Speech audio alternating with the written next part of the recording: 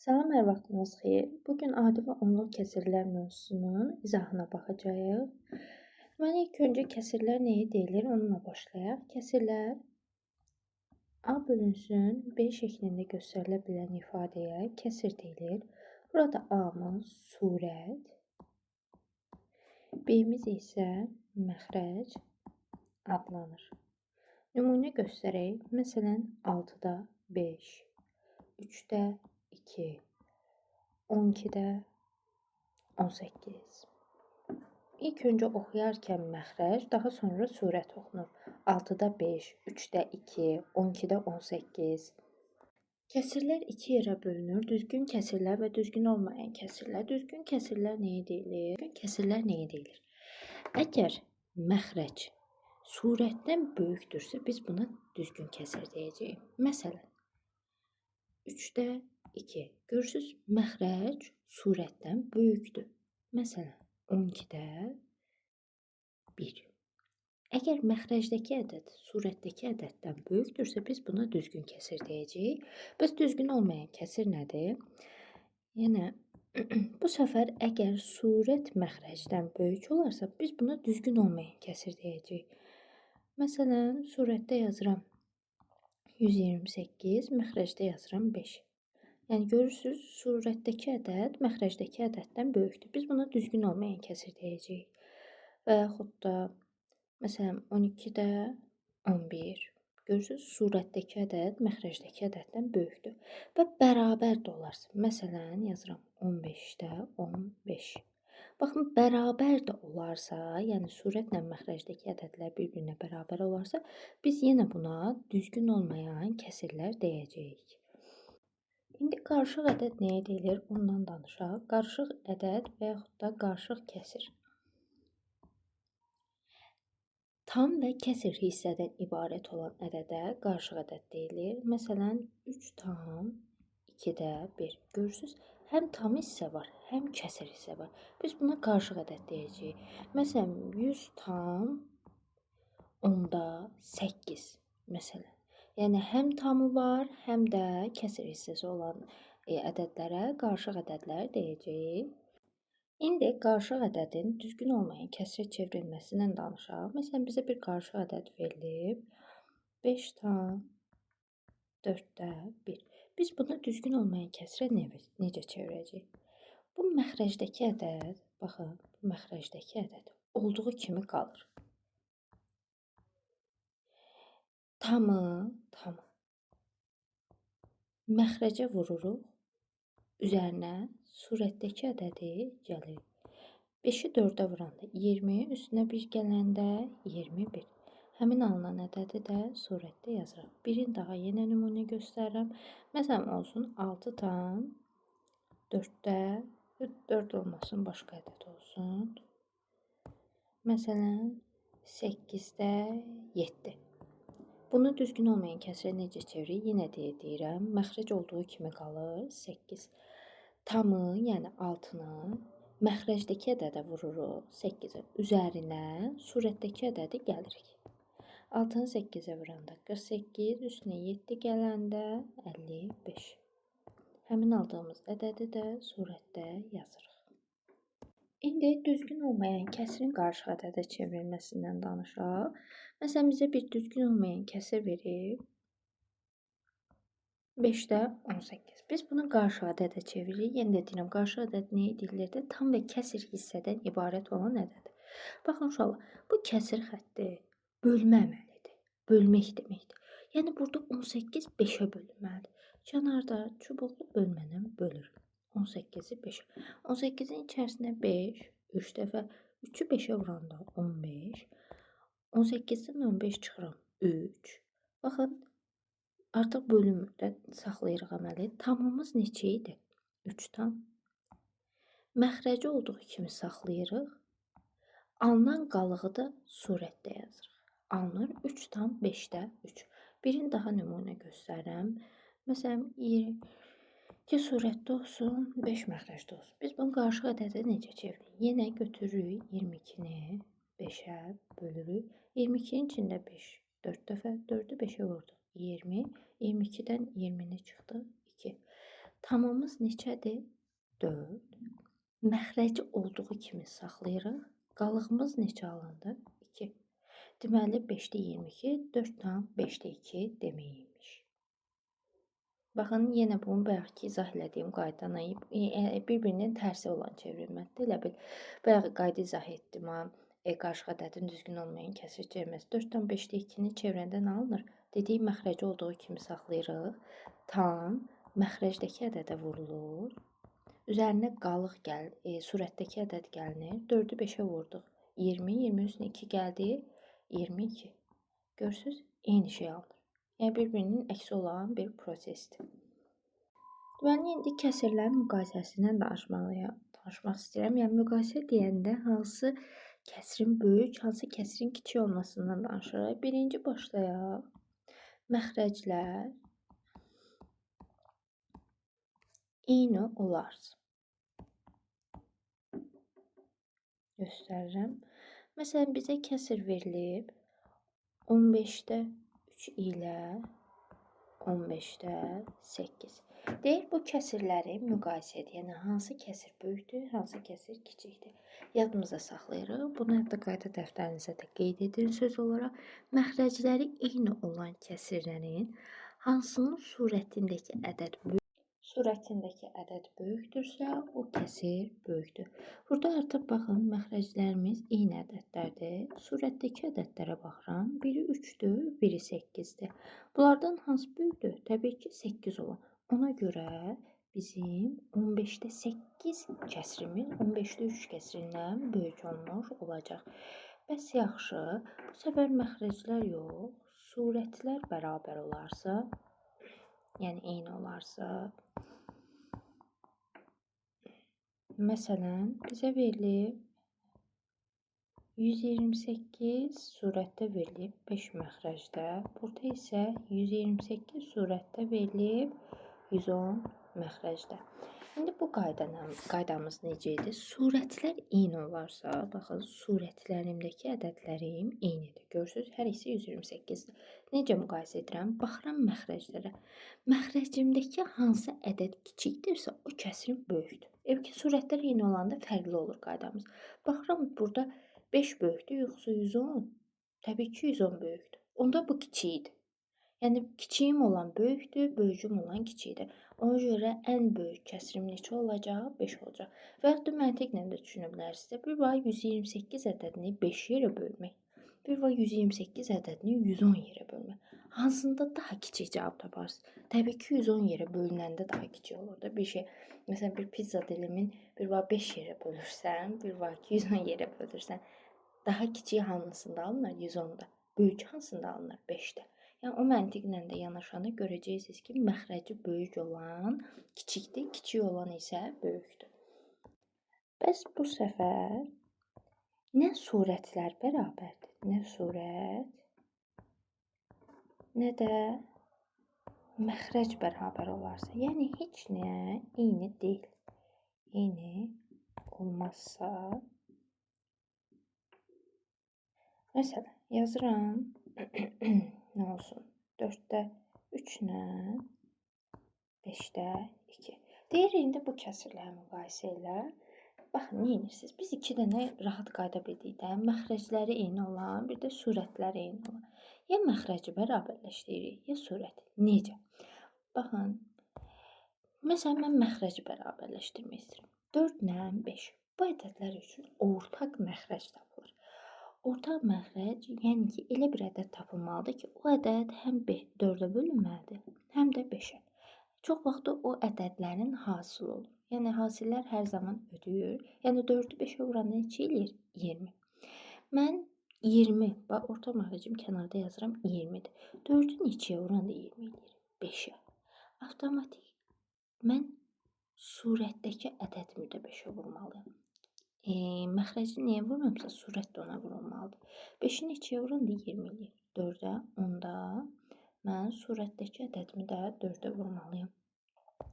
3-ü 5-ə vuranda 15, 4-ü 5-ə vuranda 20.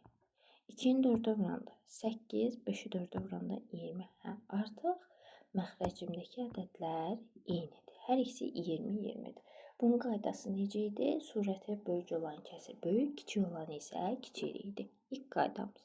Ona görə 15-də 8 kəsiri, daha doğrusu 20-də 15 kəsiri bizim böyük kəsirimizdir. O zaman hansı kəsir uyğun idi? 4-də 3 kəsir. Deməli yazırıq ki, 4-də 3, 5-də 2-dən böyük imiş. Surətlərin də eyniləşdirməsi eyni qaydanandır. Məsələn, surətləri siz eyniləşdirmək istəsəydiniz, 3 ilə 2 ortaq məxrəc tapacaqdınız. 3 ilə 2 ortaq məxrəc olan hasili də elə 6. 6-nı bunu surətdəki ədədi bu 3-ü 2-yə vurmalıydınız ki 6 eləsin. 2-ni də 3-ə vurmalıydınız ki 6 eləsin. Avtomatik bunu 2-yə vurmuşdursa aşağını da məxrəci də 2-yə vurmalısınız. Bunu 3-ə vurmuşdursa bunu da 3-ə vurmalıydınız. Yenə eyni qaydadır. Yenə də siz alacaqdınız ki 4-də 3 kəsiri 5-də 2 kəsirindən böyük kəsirdir. İndi kəsirlərin əsas xassəsindən danışmaq istəyirəm. Kəsirlərin əsas xassəsi biz surət və məxrəci sıfırdan fərqli istənilən ədədə vurduqda və ya böldükdə kəsirimizin qiyməti dəyişmir. Yəni bu nə deməkdir? Bu bizim kəsirimizin əsas xassəsidir. Məsələn bir kəsir verilir. 5-də məsələn 2. Bizə bu kəsir verilir. Bəzən misallarda lazım olur ki, biz kəsirimizin məxrəci 5 yox, məsələn 30 olmalıdır. Lazımdır. Bu misalda bizə lazımdır ki 30 olsun. 5-in 30 olması üçün neçəyə vurmaq lazımdır? 6-ya. Düzdür? Yenə də deyirəm, bayaq dediyim kimi, əgər məxrəci özümdən 6-ya vururamsa və yaxud da başqa bir ədədə, surət də həmin ədədə vurulmalıdır ki, kəsirimin cavabı dəyişməsin. Niyə görə? 2-ni 6-ya vuranda neçə eləyir? 12. 5-i 6-ya vuranda 30 eləyir. Baxın, bu 30-da 12-nin 5-də 2 kəsiri eyni anlayışdır. Niyə görə? İndi kəsirin ixtisarını yenə ətraflı danışacağım. Necə olur? Elə bu misal üzərində göstərim. 30-da 12 kəsirini ixtisar eləmək nə deməkdir? Elə ədəd tapırıq ki, o ədəd həm 30-a bölünsün, həm 12-yə bölünsün. Yəni məsələn 30-u 3-ə bölüb 12-yi 2-yə bölmək olmaz o. Hər ikisində surəti də, məxrəci də eyni ədədə bölünür. Baxıram 30 ilə 12. Məsələn, ağlıma o dəqiqə gəlir ki, 2-yə də bölünür hər ikisi, 3-ə də bölünür. Məsələn, 3-ə bölək. 30-u 3-ə böləndə neçə eləyir? 10. Avtomatik eyni anda yuxarını da bölməliyəm. 12-ni 3-ə böləndə neçə eləyir? 4. Baxıram, görürəm 10 ilə 4. 10 ilə 4 yenə ixtisar gedir. Bu səfər niyə ixtisar gedir? 10-u da 2-yə bölə bilərəm, 4-ü də 2-yə bölüm. Bölüm də 10-u 2-yə böləndə 5, 4-ü 2-yə böləndə neçə eləyir? 2. Nə qaldı? Artıq 5 ilə 2 ixtisar getmirdi. Yəni ikisinin də bölündüyü bir ədəd yoxdur axı, yəni eyni. Yəni hər ikisi 1-ə bölünür, 1-ə bölmək yenə mənasızdır. 5-i 1-ə böləndə 5 eləyir, 2-ni də 1-ə böləndə 2 eləyir. Nə qaldı? 5-də 2. Görürsüz? Əvvəldə də 5-də 2 idi, yenə sonda da 5-də 2 aldı. Yəni 30-da 12 eyni anlayışdır 5-də 2-nə. Yəni bu kəsirimizin əsas xassəsidir. Yenə də təkrarlayım, kəsirin əsas xassəsi surət və məxrəci sıfırdan fərqli istənilən ədədə vurduqda və ya böldükdə cavab, nəticəmiz dəyişmir. İndi kəsirin ixtisarından biraz yenə danışmaq istəyirəm. Kəsirin məsələn bir kəsir götürək. Bu səfər olsun 20-də, məsələn olsun 14. Bu kəsiri ixtisar etmək istəyirəm. 20-də 14-ü ixtisar necə edirəm? Baxıram, yenə fikirləşirəm ki, hər ikisinin bölündüyü eyni bir ədəd. 20 ilə 14 hər ikisini bölünür 2. 20-yi 2-yə böldükdə 10, 7-ni 2-yə böldükdə 7. 10 ilə 7 nəyəsə bölünür? Xeyr, artıq ixtisar bitmişdir. Cavab onda 7 alınır. İndi kəsirlərin toplanmasından danışmaq istəyirəm. Toplanması, çıxılması, vurulması, bölünməsindən danışaq. Bizə birinci asanla başlayaq. Məsələn, verilib bizə 13-də 2 üzərinə gəlsin 13-də 5. Bu kəsirləri topla deyir. Baxıram. Məxrəcləri eynidir. Gördünüz, məxrəcləri eynidirsə, məxrəci olduğu kimi saxlayıram. Topla deyirsə, toplayıram. 2-ün üstünə 5 gələndə 7. Cavab 13-də 7 edir. Yəni məxrəclər eynidirsə, məxrəci olduğu kimi saxlayıram. Surətdəki ədədləri toplayıram, cavabım alınır. Bəs yaxşı, bu səfər məxrəclərim eyni olmazsa. Məsələn, 3-də 2 üstə gəlsin 4-də 5. Bu kəsirləri necə toplayıram? Baxıram. Mənim ilk işim ortaq məxrəci gətirməkdir. Ortaq məxrəci bayaq az öncə də təkrarladım. Elə bir ədəd seçirik ki, həm 3-ə bölünsün, həm 4-ə. Ortaq məxrəcə gətirməliyim. Deməli 3 ilə 4 üçün ortaq məxrəc elə olan hasilidir, yəni 12-dir. Bir kənarda yazdım. 3-ün 2-yə vuranda 12 eləyir 4. Həmin 4-ü baxın yuxarıda yazırsınız. Biz buna tamamlayıcı vuruq deyirik. 4-ümüz tamamlayıcı vuruqdur. 4-ü neçəyə vuranda 12 eləyir 3-ə. Bunları yazdım. İndi tamamlayıcı vuruqlarımı bir-bir surətə də məxrəcə də vururam. Baxın 4-ü 2-yə vuranda neçə eləyir? 8. Həmin 8-i yazıram yuxarıda. 4'ü 3'e vuranda, 4'ü 3'e vuranda 12.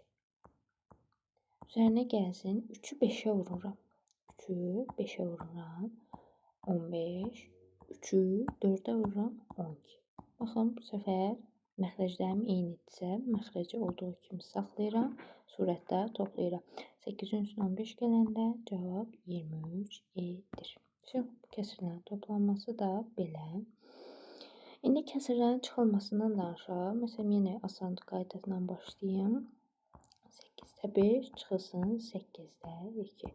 Yenə məxrəclərim eynidirsə, məxrəci olduğu kimi saxlayıram. Surətdən məxrəcə çıxıram. 5-dən 2 çıxanda 3. Deməli, cavab 8-də 3 edir. Öz surətlərim, daha doğrusu məxrəclərim eyni olmazsa, məsələn, 2-də 1 çıxılsın, nə olsun? Olsun 8'də 3. Bu kəsirlər necə çıxacaq? Yenə baxıram. 2 ilə 8 üçün ortaq məxrəc tapılmalıdır. 2 ilə 8 üçün ortaq məxrəc 16-da deyə bilərsiniz olan hasili. Amma elə kiçikdən başlayaq da. 8 ədədi özü həm 2-yə bölünür, həm 8-ə bölünür də. Elə ortaq məxrəc 8 ədədinin özüdür. Çünki həm 2-yə bölünür, həm 8-ə bölünür. 8-i 2-yə böləndə neçə eləyir? 4. 8'i 8'e böləndə 1. Tamamlayıcı vuruqlarımız 4 ilə 1'dir. Ne yazıram? 4'ü 1'ə vuranda 4. 4'ü 2'ye vuranda 8. Çıxılsın 3'ü 1'ə vuranda 3. 1'i 8'ə vuranda 8. Şöyle artıq məxrəclərim eynidirsə, məxrəci olduğu kimi saxlayıb, surətdəki ədədləri bir-birindən çıxıram. 4'dən 3 çıxanda cavab edir 1. Deməli, cavabım 8'də 1 imiş. İndi qarşıq ədədlərin toplanmasından, çıxılmasından danışıram. Bu da asandır. Məsələn, 2 tam 3'də 5 üzərinə gəlsin 4 tam məsələn olsun 5'də 4. Biz ilk öncə nə etməliyik? Burada çaşmayaq. Düzgün olmayan kəsirə çevirmək. Düzgün olmayan kəsirə çevirməyimiz necə idi? Yəni qarşıq ədədləri ilk işimiz düzgün olmayan kəsirə çevirməkdir. Məxrəci olduğu kimi saxlayırdıq. Tamı məxrəcə vururduq. 2-yə 3 vuranda 6, üstünə surətdəki ədədi gəlirdim 11. Məxrəci yenə olduğu kimi saxlayıram. Tamı kəsirin məxrəcinə vururdum. 4-ü 5-ə vurdum 20, üstünə surətdəki ədədi gəlirdim 24. Artıq bayaq hesabladığımız tip kəsirlərdəndir. Nə etməliyəm? Ortaq məxrəcə gətirirəm. 3 ilə 5 üçün ortaq məxrəc 15'dir. Bunu kənarda özümüz üçün yazırıq ki, unutmayaq. 3'ün 2'ye vuranda 15 eləyir. 5'ə, 5'i də 3'ə vuranda 15 edir. 5'i 11'ə vuranda 55. 5'i 3'ə vuranda 15. Üstə gəlinsin. 3'ü 24'ə vuranda 72. 3'ü 5'ə vuranda 15. Baxın, artıq məxrəclərim eynidir. Məxrəclərim eynidirsə, məxrəc olduğu kimi saxlayıb, surətləri toplayıram. 55'in üzərinə 72 gələndə 5'in üstünə 2 gəldi 7, 5'in üstünə 7 gələndə 12, bir də yadda 137. Bunun çıxılması da eyni qaydadır. Yəni qarşıq ədədsə birinci düzgün olmayan kəsirə çeviririk, sonra ortaq məxrəci gətirib, vurub hesablayıb, toplayıb bölürük. İndi kəsirlərin vurulmasından danışaq. Kəsirlərin vurulması çox bəsitdir.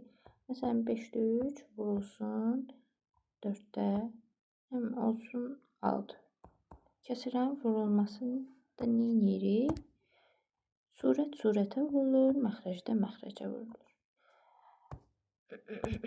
3'ü 6'ya vuranda 18, 5'i 4'ə vuranda 20. Bitdi.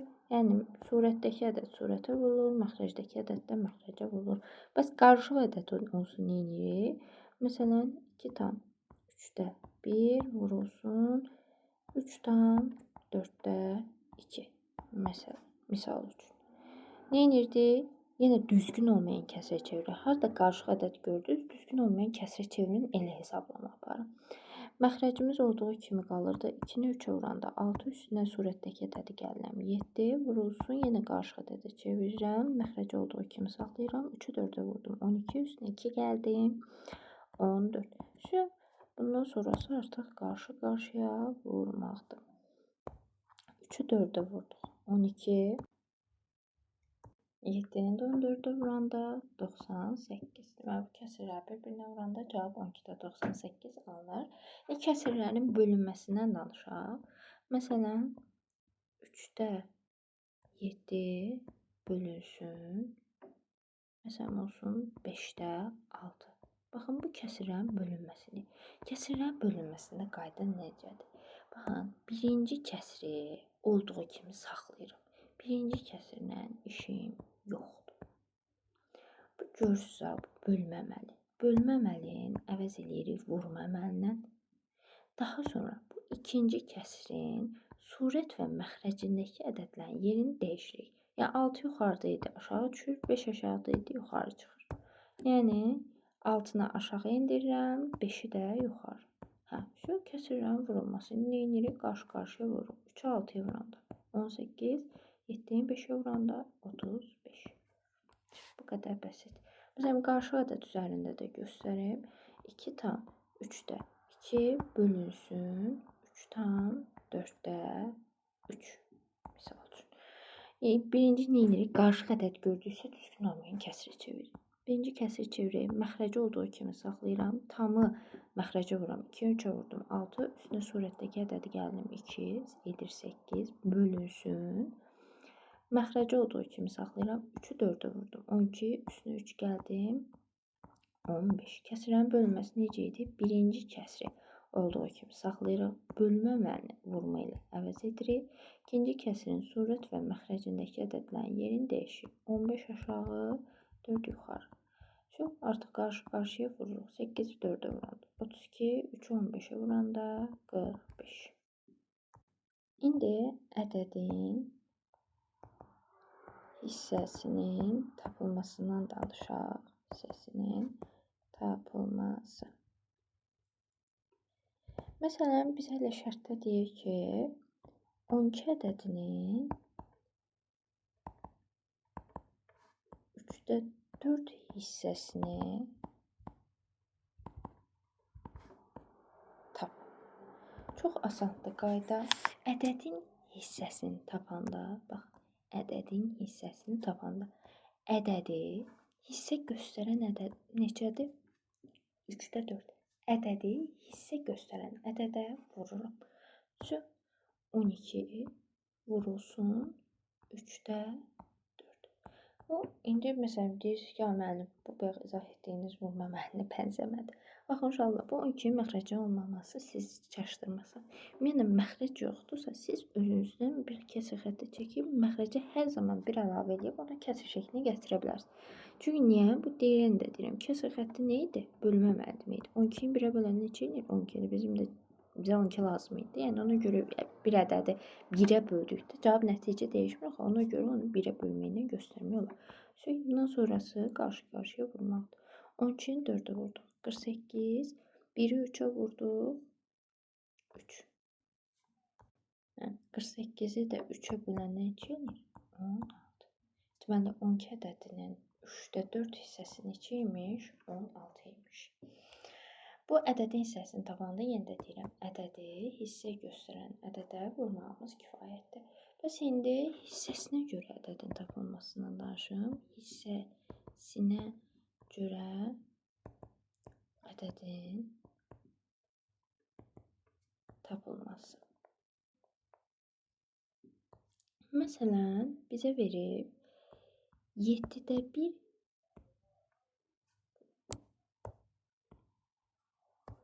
7-də 1 hissəsi 70 olan ədədi tap deyir. Ədədi tap. Baxın, aradakı fərqi göstərmək istəyirəm.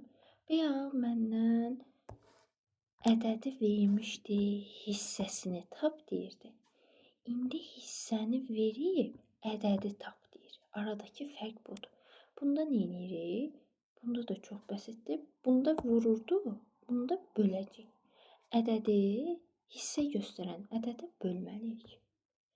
70 bölünsün 7-də 1. 70-in məxrəcinə 1 əlavə edirik. Kəsirin bölünməsi necə idi? Birinci kəsri olduğu kimi saxlayırıq. Bölmə əməlini vurmanı əvəz edirik. İkinci kəsrin surət və məxrəcin yerini dəyişirik. 7 yuxarı, 1 aşağı. 70'i 7'ye vuranda 490. 1'i 1'e vuranda 1. 490'ı 1'e böləndə cavab neçə idi? 490. Deməli 7'də 1 hissəsi 70 olan ədədimiz neçə imiş? 490. İndi isə sonlu onluq kəsirlərdən danışmaq istəyirəm. Sonlu onluq kəsirlər məxrəci yalnız 2 və 5'dən ibarət olan kəsirlərə deyir sonlu onluq kəsir. Yəni bu necə deməkdir? Məsələn bizə bir kəsir verib, olsun nə kəsir olsun? Onda 1 olsun. Soruşur ki, bu onda 1 kəsiri sonlu onluq kəsirdir. Bu necə biləcək? Məxrəci götürürük, sadə vurğularına ayırırıq. Onu 2'ye böləndə 5, 5 yalnız 5'e bölünür 1. Baxın, nə alındı? Məxrəci sadə vurğularına ayırırıq. Sadə vurğularımız neçədir? 2 ilə 5. Onun əvəzinə 2 vurulsun 5 yaza bilərik. Həqiqətən 2-yə 5 vuranda 12. Surətimiz də 1 olduğu kimi saxlayırıq. Məxrəcimiz yalnız hansı ədədlərdir? 2 və 5. 2 və 5'dən ibarətdirsə biz buna sonlu onluq kəsir deyəcəyik. Məsələn, başqa bir nümunə də göstəreyim. Olsun 1 bölünsün 25. Mən məxrəci nə kimi yaza bilərəm? Sadə vurğularını ayırırsam, özünüz ayırıb baxarsınız, 5'dən 5 alır. Həqiqətən də 25 əvəzinə 5'dən 5 yaza bilərəm. Surətim də 1. Nə olsun, yalnız 5'dən də ibarət olsa, yenə sonlu onluq kəsirdir. Yalnız 2'dən də ibarət olsa, yenə sonlu onluq kəsirdir. Yəni uzun sözün qısası 2 və 5'dən başqa heç bir ədəd olmamalıdır məxrəcdə. Məsələn, böyle bir nümunə göstəreyim. Məsələn, olsun 32'də 1. 32'də 1 kəsirini sonlu onluq kəsir şəklində göstərək. 32'nin sadə vurğularını ayıraq. 32'yi 2'ye böldükdə 16, 2'ye böldükdə 8, 2'ye böldükdə 4, 4'ü 2'ye böldükdə 2, 2'ni də 2'ye böldükdə 1. 32'nin əvəzinə nə yaza bilərəm? 2, 2, 2, 2, 2. 2'dən 5'dən. Məxrəcdə 1. Yenə yalnız 2'lərdən ibarətdir. Yəni bunu da sonlu onluq kəsir şəklində göstərmək olar. Məsələn, olsaydı 18'də 3 olsaydı, məsələn. 18'i sadə vurğularına ayırım. 2'ye bölünür 9, 3, 3'ü 3'e böldüm 1. Həmin 18'i 2 vurulsun 3 vurulsun 3 şəklində göstərə bilərəm. 2 vurulsun 3 vurulsun 3. Surətdəki 3. Bu surətdəki 3 nə? Bu məxrəcdəki 3'ü ixtisar apardım. Nə qaldı aşağıda? 2 ilə 3 qaldı aşağıda. Surətdə heç nə qalmıyor. Bu əvəzinə 1 yazıram. Bu səbəb baxıram məxrəcimə. Məxrəcimdə 2'dən başqa da bir ədəd var. 3. Onda mən bu kəsiri sonlu onluq kəsir şəklində göstərə bilməliyəm. Çünki sonlu onluq kəsir nə idi? Yalnız 2'dən və 5'dən ibarət olmalı idi. İndi sonsuz onluq kəsirlərdən danışmaq istəyirəm. Məsələn, 3'də 1 kəsir verilib. Baxın, bu mənası 1'i 3'ə bölmək deməkdir. 1'i gətirin 3'ə bölək. 1 təbii ki 3'ə bölünmür. Bölünmür, yanına bir, bura tama 0 artırırıq. Burada bir 0 artırırıq. Bu qaydadır. Onun içində 3 neçə dəfədir? 3 dəfə. 3'ü 3'ə vurdum. 9. Ondan 9 çıxdım 1. Yenə 1 3'ə bölüm. Yenə 0 artırırım. Onu 3'ə böldüm 3 dəfə. 3'ü 3'ə vurdum 9. Ondan 9 çıxdım yenə 1 ilə. Yenə 0 artırdım. Yenə onu 3-ə böləndə 3 eləyir. 3-ü 3-ə vurdum 9. Ondan 9 çıxdım 1. Yenə 0 artıracağım. Yenə 3-ə böləcəm. Görürsüz, baxın bu üçlər başlayır dövürləməyə. Yəni sonsuz saydadır. Mən bu üçlərin sayını sonsuza qədər uzata bilərəm.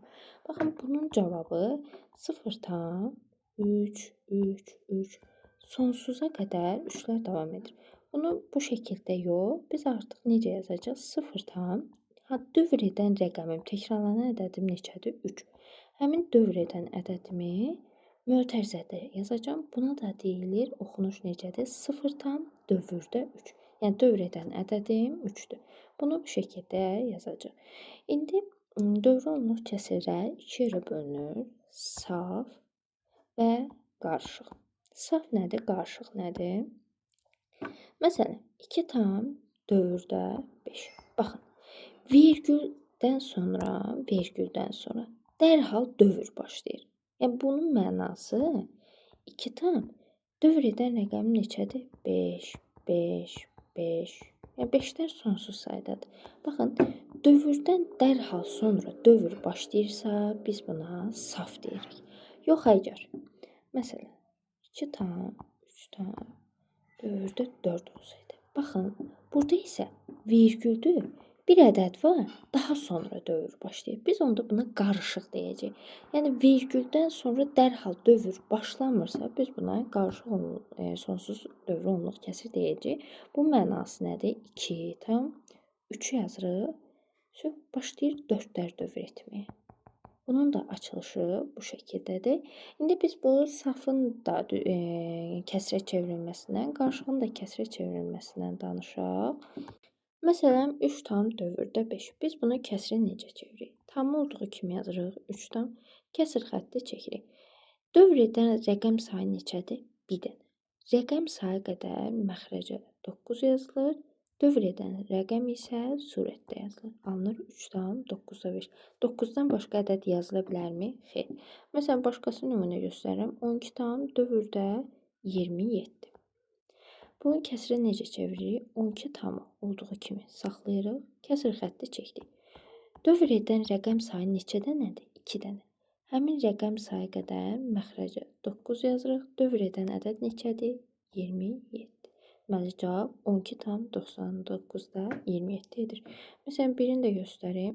5 tam dövrdə olsun 128. 5 tam olduğu kimi saxlayırıq.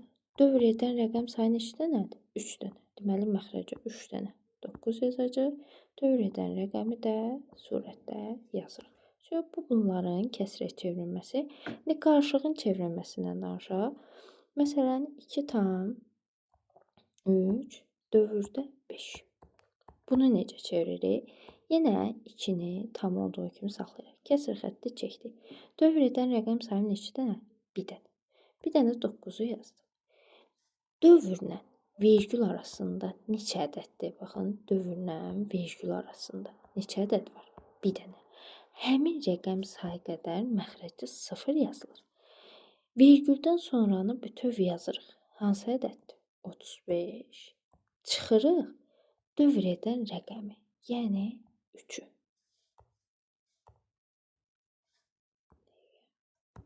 Bu 3-ün dairəsini sileyim, siz çalışmayın. Cavab davam edək. 2 tam 90. 35-dən 3 çıxanda 32. Deməli, bunun cavabı 2 tam 90-da 32-dir. Bir dənə də nümunə göstərək. Məsələn, olsun 5 tam 3 4-də olsun 18. Baxın, 5 tam olduğu kimi yazırım. Dövr edən rəqəmim neçə dənədir? 2 dənə. Deməli, neçə dənə məxrəcə 9 yazacağam? 2 dənə. Dövrlə vergül arasında neçə dənə ədəd var? 1 dənə. Deməli, həmin rəqəm sayı qədər 0 yazırıq. Vergüldən sonranı bütöv köçürürük. Olur 318. Çıxıram. Dövrlə vergül arasında qalan ədəd 3-ü. Deməli, nə alınacaq? 5-dən 990. 318-dən 3 çıxanda edir 315. Birini də nümunə göstərək. Məsələn, olsun 4 tam 27 dövrdə 2. Bu açılışı necə olacaq? 4 tam olduğu kimi yazdım. Dövr edən rəqəm sayım neçə dənədir? 1 dənə. Həmin rəqəm sayı qədər məxrəcə 9 yazıram. Dövrlə vergül arasında neçə dənə ədəd var? 2 dənə. Həmin rəqəm sayı qədər məxrəcə 0 yazıram. Yəni 3 dənə olsa 3 dənə 0 yazacağam. 5 dənə olsa 5 dənə 0 yazacağam. Burada dövr edən rəqəm 3 dənə olsa 3 dənə 9 yazacağam. Yəni neçə dənədirsə o qədər 0 ilə 9 əlavə edirik. Vergüldən sonranı bütöv götürürük. 272 çıxılsın. Dövrlə vergül arasında qalan ədədim neçədir? Baxın, 27. Həmin 27-ni də çıxırıq. Deməli, cavab alınır 4 tam 900-dən 272-dən də 27 çıxanda 245. Deməli, adi və onluq kəsrlərin dərs izahı bitdi. Bu qədər. Sağ olun.